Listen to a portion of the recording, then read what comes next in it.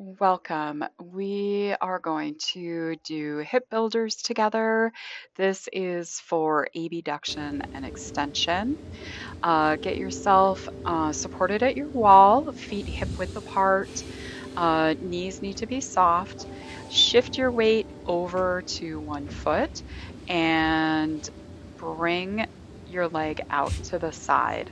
Remember, as you're bringing the leg out to the side, make sure that your posterior hip, so your bum, that those muscles are engaging, that the muscles on the side of your hip are engaging.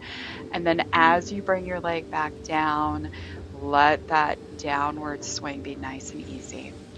Now we're switching into hip extension.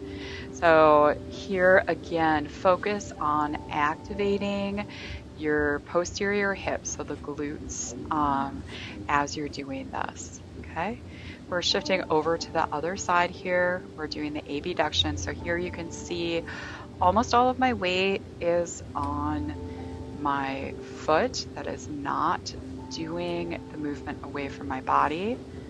Okay, and now doing the extension. Okay, and engaging those hip muscles. Try not to let the pelvis buckle as you do this. Okay, thank you so much.